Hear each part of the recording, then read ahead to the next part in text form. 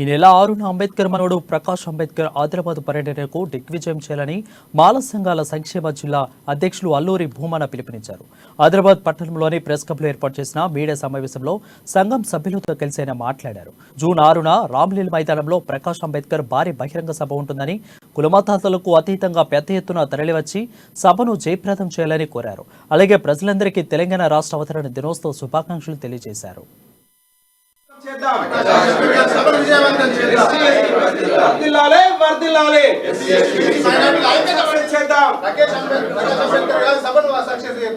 ఆదిలాబాద్ జిల్లా ప్రజలకు మాల సంక్షేమ సంఘం జిల్లా శాఖ పక్షాన వారికి తెలంగాణ రాష్ట్ర అవతరణ దినోత్సవ శుభాకాంక్షలు తెలియజేస్తా ఉన్నాం.